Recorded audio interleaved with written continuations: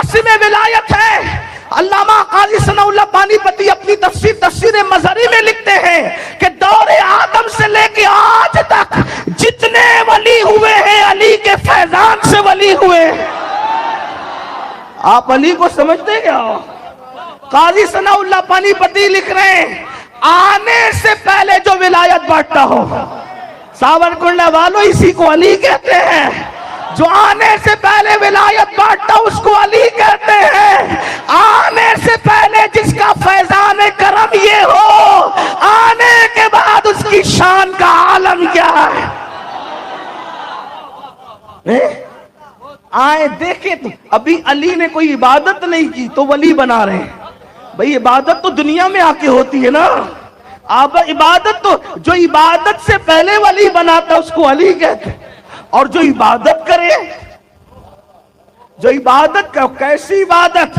تیری نماز جیسی نماز نہیں، علی کی نماز الگ ہے، میرے مولا کی نماز الگ ہے۔ کہا کیسی علی کی نماز؟ کہ اگر تیر نکالنا چاہے تو اتنے انہماک سے نماز پڑھتے کہ تیر نکلتا ہے علی کو خبر نہیں ہوتی۔ اسی لیے میرا دل کہتا ہے دشمن ہوشیار تھا۔ توجہ فرمائیں، دشمن ہوشیار تھا۔ ابن ملجم مولا علی کے ساتھ رہ چکا تھا، بہت قریب رہ چکا تھا، شاید اسٹڈی کے لیے تھا کہ علی کو ماروں کیسے۔ جانتا تھا علی جب تک غافل نہ ہو اس وقت تک علی کو مارا نہیں جا سکتا۔ توجہ ہے نہیں، آپ نے جملہ ضائع کیا ہے، لیکن بات میں کوئی فنکار کی نہیں کر رہا ہوں، توجہ کرے، فن کی نہیں، عشق کی بات ہو رہی ہے۔ دشمن کو بھی یقین ہے علی جب تک غافل نہ ہو اس وقت تک علی کو مارا نہیں جا سکتا۔ علی سویا ہو تب بھی غافل نہیں ہوتا۔ توجہ، علی سویا ہو تب بھی غافل، ورنہ جو سویا تھا علی اس کو تو مار ڈالنا آسان تھا، لیکن درجنوں تلواریں لے کر کھڑے تھے۔ مارا کیوں؟ اس لیے کہ علی کی ہیبت سوتے میں بھی ایسی تھی کہ دشمن سوتے میں بھی حملہ نہیں کر سکتا تھا، ورنہ تو کھڑے ہی تھے مارنے کے لیے، وہ کھڑے تھے مارنے کے لیے۔ جملہ اور سن لیں، اہل سنت کے عقیدے کا جملہ اور سن لیں۔ ہمارے نبی فرماتے ولی کی پہچان یہ ہے جسے دیکھو تو خدا یاد آئے۔ ولی کی پہچان یہ ہے جسے دیکھو تو خدا یاد آئے۔ تو اب سن لیں، علی تو ولیوں کا ولی ہے، علی تو قاسم ولایت ہے۔ اب سنیں، توجہ کریں، اب تصور میں لائیں ہجرت کی رات کیا۔ حضور نے فرمایا علی میرے بستر پہ سو جاؤ، علی میرے بستر پہ سو جاؤ، علی میرے بستر پہ سو جاؤ، صبح اٹھنا، امانتیں واپس کرنا، فلاں مقام پر مجھے آ کے مل لینا۔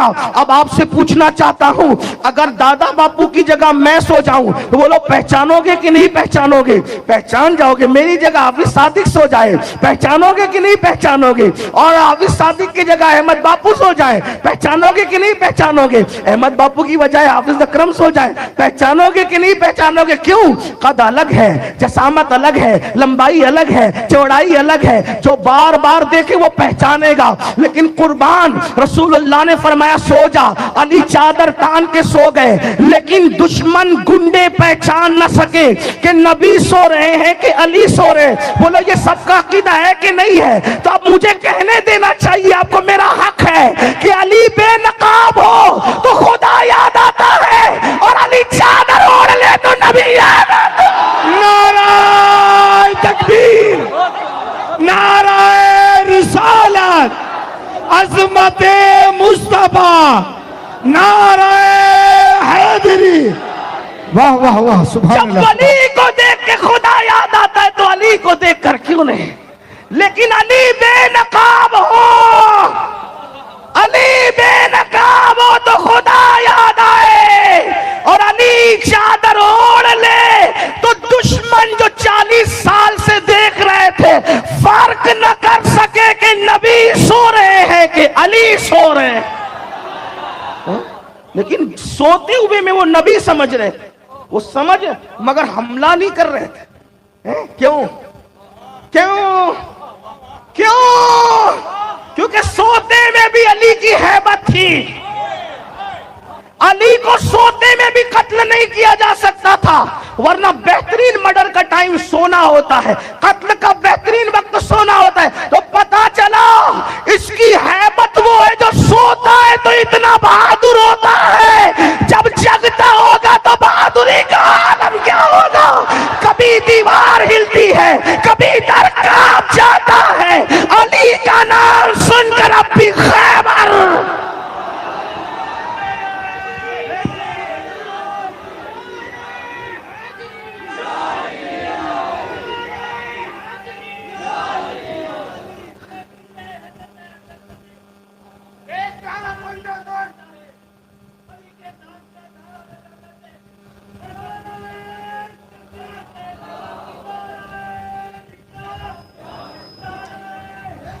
اسی کو ذکر علی کہتے ہیں، بڑھاپے میں جوانی آتی ہے۔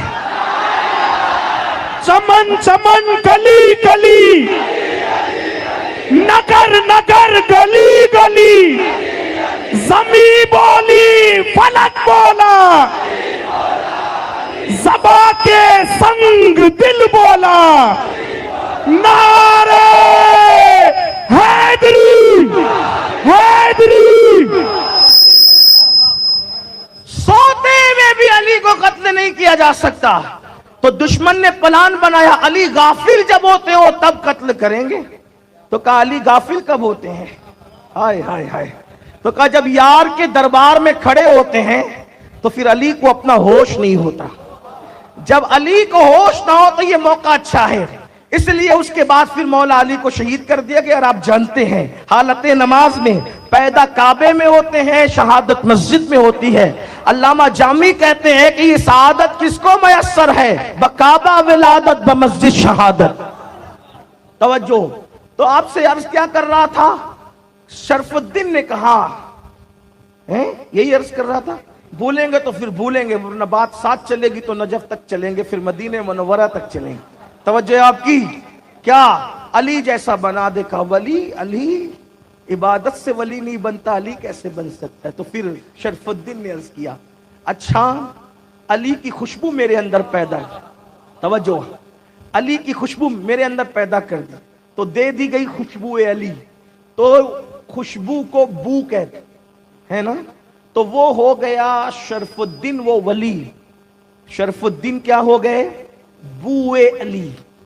کیا ہو گئے؟ بوئے علی۔ کیا ہو گئے؟ بوئے علی، علی کی بو۔ تو وہ بوئے علی کو لوگوں نے شارٹ کر دیا بولتے بولتے، اور وہ ہو گئے بو علی۔ اور جب خوشبو ملی تو پھر بو علی قلندر ہو گئے۔ توجہ، جب خوشبو ملی تو بو علی قلندر ہو گئے۔ اقطاب ہزاروں ملیں گے، اولیاء لاکھوں ملیں گے، اولیاء کروڑوں ملیں گے، لیکن قلندر جلدی کوئی بنتا نہیں۔ قلندر مخصوص ہوتے ہیں، خاص ہوتے ہیں، اور قلندروں کی ایک شان ہے، جو قلندر بنتا ہے عمر بھی لمبی ہو جاتی ہے۔ تو جس دن سے ان کو بوئے علی ملی، تو بوئے علی کا اثر یہ ہوا کہ وہ خود کے ہوش میں نہیں رہے۔ پھر توجہ کرنا، بات یہ چل رہی ہے، میں نے ابھی عنوان شروع نہیں کیا ہے، لیکن بات چل رہی ہے تو بات آ گئی۔ وہ تو بیدم شاہ صاحب کا شعر بیچ میں آ گیا، ابھی اسی پہ بات چل رہی ہے، ابھی بیدم کی بات ہو رہی ہے۔ اب وہ دمدار کے بعد پھر میں بھی کوئی بیدمی کروں تو وہ میرے لیے موقع رکھیے گا۔ توجہ، بوئے علی پیدا ہوئی تو شرف الدین کو ہوش نہ رہا۔ بہت بڑے عالم تھے، مفسر تھے، محدث تھے، آپ کیا سمجھتے ہیں؟ شرف الدین بو علی شاہ قلندر کو سمجھتے کیا ہے؟ اس دن کے بعد سے ہوش نہ رہا۔ پھر یہ تھا کہ پان کھاتے تھے اور کبھی ادھر سے نکلتا تھا کبھی ادھر سے، داڑھی بڑھ گئی تھی، ادھر بکھری تھی ادھر، حجامت کرانے کے لیے خود کو ہوش نہیں تھا، کپڑوں کے چتڑے اڑے ہوئے تھے، بس بات ہی عشق کی تھی اور عشق کی تھی اور عشق کی تھی بس۔ اور پھر وہ بوئے علی یہ کہتے ہیں منم محوے خیال او، توجہ کریں فارسی پڑھ رہا ہوں، منم محوے خیال او نمی دانم کجا رفتم، منم محوے خیال او نمی دانم کجا رفتم، شدم غرق اس وصال او نمی دانم کجا رفتم۔ بوئے علی ملی تو کہتے ہیں میں یار کے خیال میں ہوں اور مجھے خود کو نہیں پتا میں کہاں جا رہا ہوں، اور میں یار کا وصال پا چکا ہوں لیکن مجھے خود کو خبر نہیں کہ میں کہاں جا رہا ہوں۔ اب توجہ کرنا، شان حسن سننے والوں توجہ کرنا، جس کو بوئے علی ملتی ہے وہ خود کا ہوش کھو دیتا ہے، لیکن جس کو بوئے نبی اس سے بڑی چیز ملی، وہ حسن نے کبھی ہوش نہیں کھویا بلکہ اپنے ہوش و گوش سے پوری امت میں اتحاد پیدا کر دیا۔ یہ حسن ہے۔ آقا فرماتے ہیں میری خوشبو کو حسن کہتے ہیں۔ اسی خاندان والا تبار کا یہاں پر عرس کے موقع پر آپ موجود ہے تو عرض یہ کر رہا تھا کس کا دامن پکڑا ہے، کس کے دامن سے وابستہ ہو؟ اللہ اکبر، خاندان نبوت، خاندان رسالت۔ تو بات کیا چل رہی تھی؟ آخری میں بھی ان کے یہاں کوئی بگڑا ہوا نہیں ہوگا۔ اور ایک بات کہہ دوں، ان اللہ جو سادات میں نے پڑھا اہل سنت کا عقیدہ وہ قطعی اور یقینی جنتی ہے۔ امام اہل سنت نے فرمایا، لکھا حدیث کی روشنی میں، اور اس کے بعد اب آگے چلتے ہیں، اب توجہ کرتے ہیں کتنا پاورفل ہے وہ نبی کا آخری بیٹا کہ آقا نے فرمایا کہ جب تک وہ نہیں آئے گا قیامت نہیں آئے گی۔ اس کا مطلب آپ یہ نہیں کہہ سکتے کہ اللہ اکبر، کوئی کہتا ہے کہ قیامت آ رہی ہے آ رہی ہے آ رہی ہے، کسی کو کچھ بھی ہو، کوئی گھر خالی کر دے، کوئی پریشان ہو جائے، کوئی پریشانی مبتلا ہو جائے، کوئی گھبرا جائے، لیکن سنی چین سے بیٹھے گا، وہ کہے گا جب تک مہدی نہیں آئیں گے قیامت نہیں آ سکتی۔ تو علی کے ایک بیٹے میں طاقت کتنی ہے کہ اس نے قیامت کو روک رکھا ہے۔ جب تک وہ نہیں آئیں گے قیامت نہیں۔ سکون سے سو، سکون سے سو، زندگی آرام سے گزارو، جب تک وہ نہیں آئیں گے قیامت نہیں آئے گی۔ آقا فرماتے حتیٰ کہ ایک دن قیامت کو باقی رہے گا لیکن میرا مہدی ضرور آئے گا، لیکن آئے گا ضرور، اس کے آئے بغیر قیامت نہیں آئے گی۔ اللہ اکبر، یہ خاندان نبوت کی شان ہے۔ تو عرض کیا کر رہا تھا، اسی والا تبار خاندان کے لیے قرآن کہتا ہے، اب گفتگو شروع ہو رہی ہے، انما یرید اللہ لیذھب عنکم الرجس۔ اللہ اکبر، بے شک اللہ نے ارادہ کر لیا ہے کہ اے نبی کے گھر والوں، اللہ تمہیں ہر ناپاکی سے پاک کر دے، ہر پلیدی سے پاک کر دے، ہر نجاست سے پاک کر دے۔ جانتے ہو اس خاندان سے پیار کا صلہ کیا ہے؟ اللہ اکبر، جب میں قیامت کا ذکر کرتا ہوں تو میں خود بھی سراپا جو ہے وہ اللہ اکبر حال زار کا شکار ہو جاتا ہوں، مجھ سے برداشت نہیں ہوتا۔ لیکن حضرت اجمل سلطان پوری کے دو مصرے بہت خوبصورت ہیں، کہتے ہیں جب سے ملا ہے دامن آل رسول کا، جب سے ملا ہے دامن آل رسول کا، بے فکر ہو گیا ہوں شفاعت کی فکر سے۔ اور کہتے ہیں مولانا حسن بریلوی بہت خوبصورت کہتے ہیں، وہ کہتے ہیں کہ خدا شاہد کہ روز حشر کا کھٹکا نہیں رہتا، خدا شاہد کہ روز حشر کا کھٹکا نہیں رہتا، مجھے جب یاد آتا ہے کہ میرا کون والی ہے، مرادیں مل رہی ہے، شاد شاد ان کا سوالی ہے، لبوں پر التجا ہے، ہاتھ میں روزے کی جالی ہے، اور یا رسول اللہ تیری سیرت تیری صورت زمانے سے نرالی ہے، تیری سیرت تیری صورت زمانے سے نرالی ہے، تیری ہر ہر ادا پیارے دلیل بے مثالی ہے۔ اس خاندان کی محبت کا صلہ کیا ہے؟ حدیث سنیے، نور الابصار کے اندر حدیث موجود ہے، اسی طرح اور بھی کتب میں احادیث موجود ہے، الفاظ مختلف ہے لیکن خلاصہ یہی ہے، سوائق المحرقہ میں بھی حدیث موجود ہے۔ اب آقا کیا فرماتے سنو، سنیو، کیا نصیبہ پایا ہے کہ ہمارے ہاتھوں میں اہل بیت کا دامن آیا ہے۔ لیکن حدیث پڑھنے سے پہلے ایک جملہ ضرور کہوں گا، اہل بیت سے کتنی محبت کرو، ٹوٹ کر بالکل شدت سے محبت کرو، بچے بچے کے دل میں محبت اہل بیت پلا دو، لیکن ایک بات کا خیال رکھنا، احترام صحابہ کے ساتھ، تعظیم خلفائے راشدین کے ساتھ کوئی ہلکے جملے ان کی شان میں کبھی مت کہنا، اس لیے کہ اسی سینے میں عشق اہل بیت ہے جس سینے میں صحابہ کا احترام ہے، جس سینے میں صحابہ کی تعظیم ہے۔ تو عرض کیا کر رہا تھا، آقا ارشاد فرماتے ہیں، آقا فرماتے ہیں اے فاطمہ، سرکار سیدہ سے مخاطب ہیں، بہت پیار کرتے تھے سیدہ سے، بہت پیار تھا۔ ایک دن مولا علی اور سیدہ کے درمیان ہنسی مذاق ہو رہی تھی، جیسا کہ ان کی شان ہے۔ خوبصورت میاں بیوی وہی ہے جو گھر میں لڑتے نہیں بلکہ ہنسی مذاق کرتے ہیں۔ آج کل شاید ہنسی مذاق کے لیے ہمارے گھر ترس گئے، اب بہت کم میاں بیوی میں ہنسی مذاق ہوتی۔ बल्कि लोग हंसी मजाक तो बाहर वालों से करते हैं, घर वालों से नहीं करते। अगर दादा बापू नहीं बैठे होते तो मैं ये बात कहता, लेकिन मुझे कहने में हया आएगी। अगर वो नहीं होते तो ये बात कहता कि आज की औरतें दूध वाले से तो हंसी मजाक कर सकती है, शौहर से हंसी मजाक करने का उनके पास टाइम नहीं है। अगर कोई गैस का सिलेंडर पहुंचाने आ जाए तो सीरियल और फिल्में देख के आजकल की औरतें इतनी बेबाक हो चुकी है कि वो उससे तो हंसी मजाक कर सकती है, शौहर से नहीं। और शौहर पड़ोसन से तो हंसी मजाक कर सकता है, या जिससे हराम नाजायज ताल्लुकात जोड़ रखे हैं, घंटों उससे खिलखिलाकर हंसता है, बीवी के साथ उसको हंसने का टाइम नहीं। ये दीन है? अहले बैत की मोहब्बत का मतलब सिर्फ सैयदों के हाथ चूमना है, या अहले बैत को उसवा बनाना भी है, उनके नक्शे कदम पे चलना भी है? मैं ये नहीं कहता कि हर मियाँ बीवी ऐसे हैं, लेकिन 80% हालात खराब है। हर घर जहन्नम कदा बना हुआ है। देखो ये नबी के घर वाले हैं, शौहर घर में दाखिल होता है तो मोचों पे ताव देता है, शौहर घर में दाखिल होता है तो बीवी अब बीमार बन करके बैठ जाती है। नहीं, जिस घर में हंसी मजाक ना होगी मियाँ बीवी में, उस घर में खुशी के फूल कैसे खिलेंगे? आपसे पूछता हूं, अल्लाह से इतने डरने वाले लोग घर में हंसी मजाक कर रहे हैं, इसका क्या मतलब हुआ? मतलब यह है मुसल्ले पे इबादत करना ये भी अल्लाह की इबादत है, और बीवी के साथ हंसना बोलना ये भी अल्लाह की इबादत है। हाँ, अच्छा शौहर वो है जो बीवी को खुश रखे, और अच्छी बीवी जो शौहर को खुश रखे। इसीलिए आजकल जो है वो हराम ताल्लुकात बढ़ रहे हैं। बल्कि रिपोर्ट है, सर्वे रिपोर्ट है कि शादीशुदा लोगों में भी हराम ताल्लुकात बढ़ रहे हैं। ये आम चीजों के लोग तो इसको गुनाह भी नहीं समझते।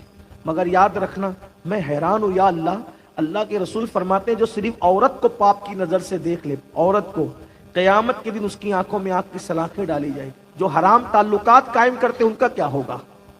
हमारे बुजुर्गों ने फरमाया जो औरतों पे पाप की नजर डालते हैं मरेंगे तो मरते वक्त उनकी जबान पे कलमा नहीं आएगा।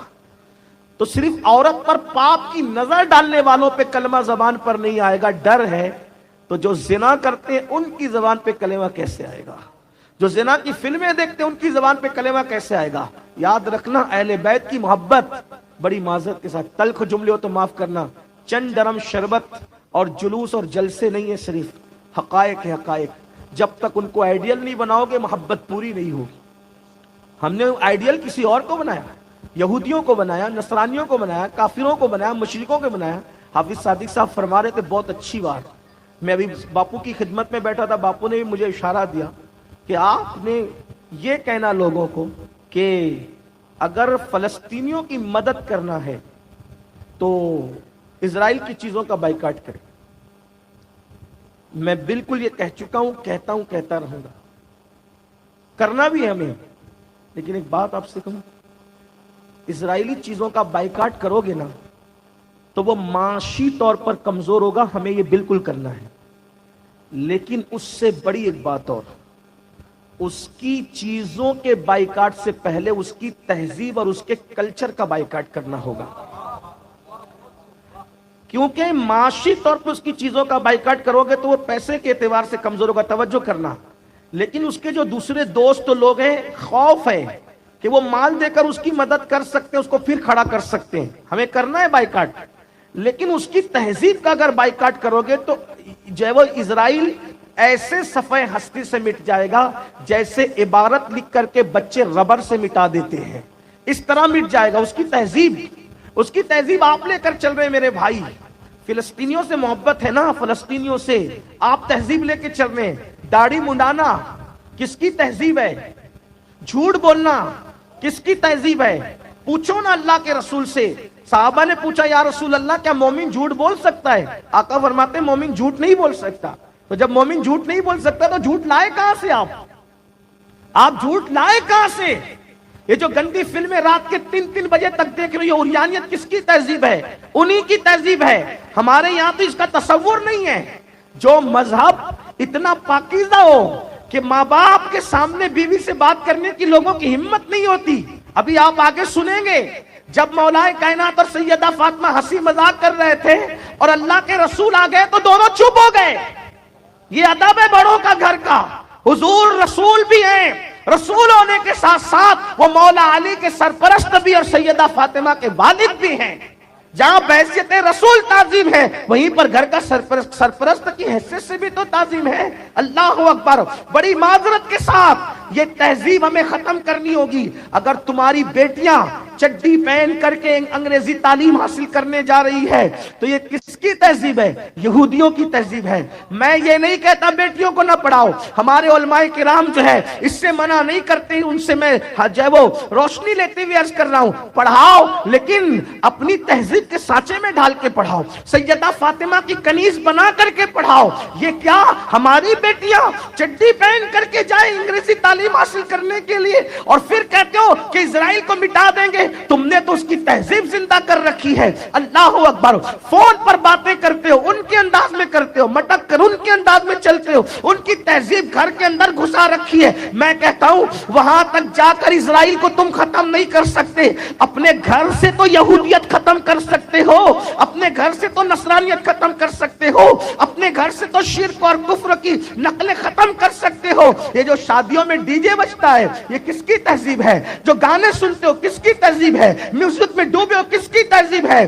اگر فلسطینیوں سے واقعی محبت ہوتی تو ہم اللہ اکبر ان کی چیزوں کا بھی بائیکاٹ کرتے اور ساتھ ہی ساتھ ان کی تہذیب کا بھی بائیکاٹ کرتے. لیکن میں جانتا ہوں اس قوم کو اب نعرے کے سوا کوئی کام نہ رہ گیا, اس قوم کو باتوں کے سوا کوئی کام نہ رہ گیا. یاد رکھنا درد بھری باتوں سے انقلاب نہیں آئے گا.